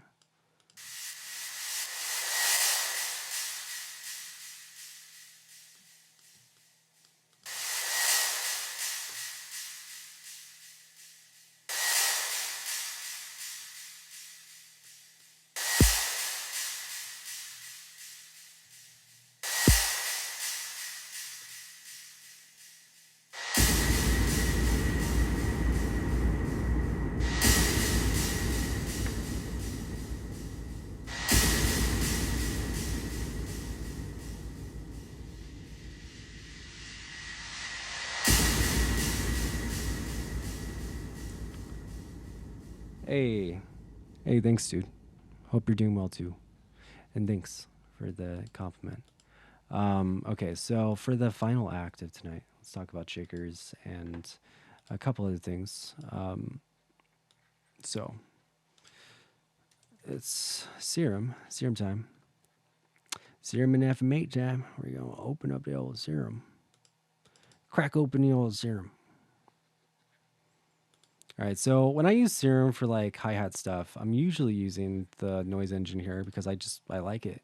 I like the samples that they chose for it. So I think it's kind of a good starting point. Also, you can just load in your own samples and shit, so it's a sampler. So think of it like a sampler, but a sampler that can do more stuff. You know, like have serum at its disposal, I guess. So just use the noise oscillator here. We go and create same type of envelopes that we've been working for.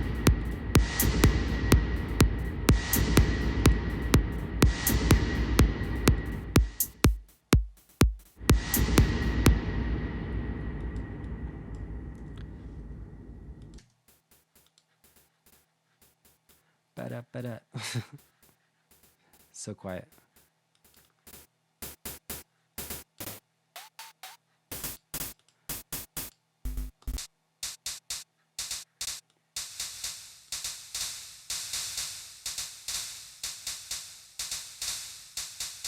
All right, so we're starting from that sound.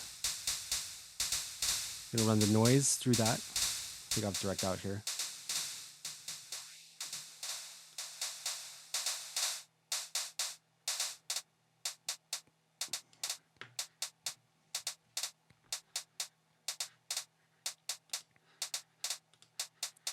And now let's try to create some more higher harmonics in this. So the higher harmonics that we're going to make from this. So let's go to something a little bit basic to start with. So let's go analog basic sine wave for bass drums. And let's go all the voices, all of them. And then we'll go highest pitch possible.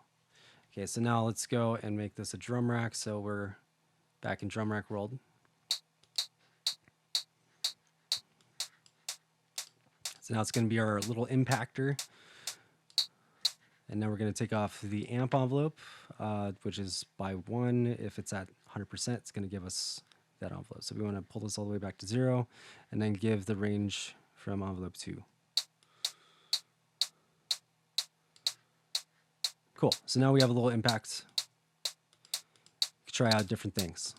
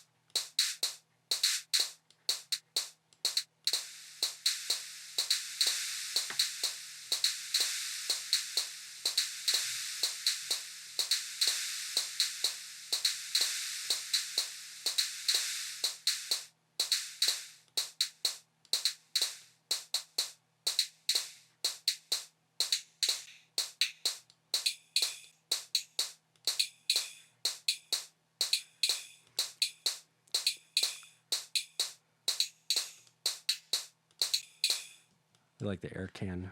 Air can's probably the best one.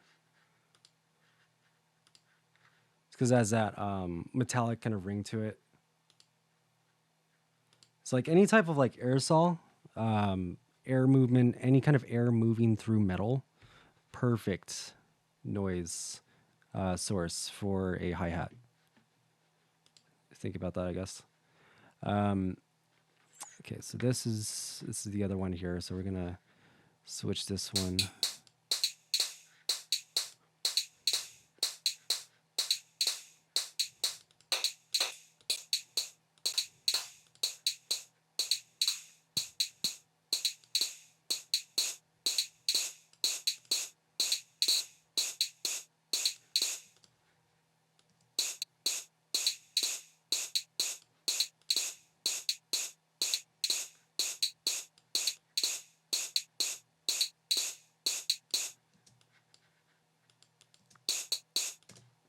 Okay, so I want to make sure everybody kind of like, I guess, saw that. Just in case you're like kind of limited to Serum or something. That's a really, really easy approach in Serum. Okay. So I added all those voices in that one oscillator to emulate having 6 voices from one square wave, and then detuned them and then made them a really, really quick ping. So I did exactly what they were talking about. But just in a very, very summed up and one knob way, which is kind of like the way people try to emulate things now. It's like, how can I go about making the sound without actually making the sound the way it used to be made, which was convoluted out of cost reasons, not because that's the best way to do it. But in the case of the 808, 909 stuff, they were doing the best way to do it, but they were also making the most cost-effective routing choices and also a bunch of other things, which again don't hurt the process and give you a better insight on where to go next with it. Okay, so now let's talk about shakers and stuff. This is probably the easiest thing to synthesize. It's going to take like 2 seconds. All right, so first way to synthesize a shaker. And let's even make this more basic. So I'm going to just make some MIDI here. So let's make it with, and I think I've shown this before, but pretty much any vocoder that has a noise setting is technically a shaker generator. So we'll just get this hi-hat thing that I made, and then we'll just run it through a vocoder on noise mode, if I can type it in.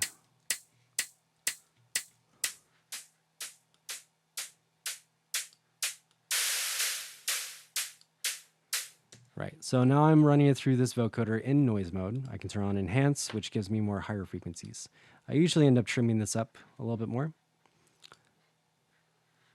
Okay, so big thing we have to go and change with our impulse. So I can do it on this thing, or I can do it on something a little bit more basic. So let's try the more basic approach. So I'm gonna go and add a faceplate here. I'm gonna close both of these first so I can just open up the one. Okay, so this one is the one I want, and I'm going to give it a new patch.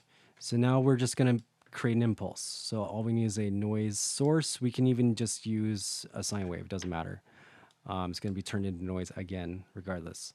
So we're going to be using this envelope kind of as a modulator just for the timbre, how it should move over time. So we want to swish into the transient as opposed to strike.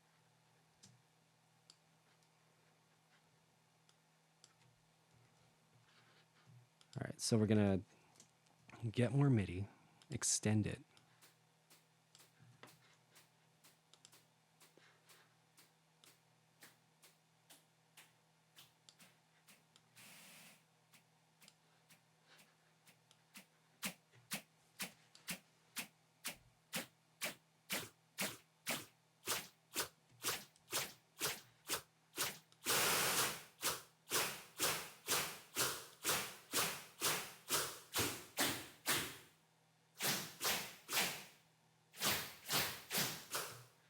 So goopy and wet.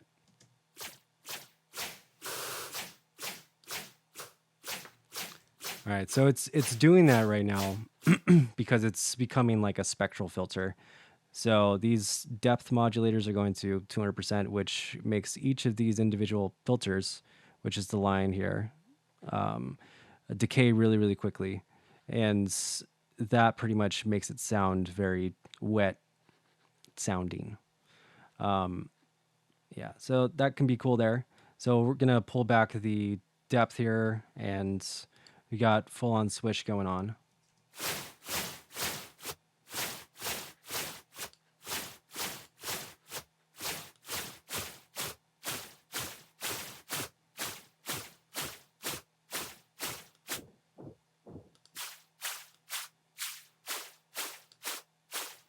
So the cool thing about this is we can like break it up here, and then it sounds all wet and slurpy, right?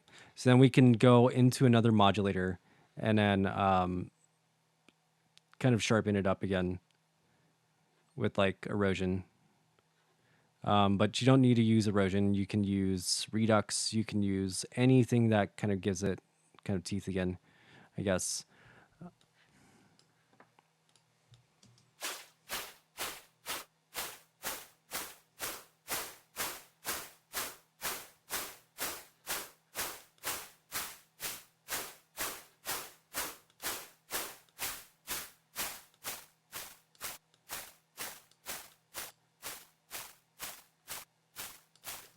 All right, so we want this like breakup to actually happen and then go through the erosion. So it sounds like these beads inside of a thing. So we have a lot of things kind of like tumbling onto themselves randomly, seemingly, and the randomness comes from the noise.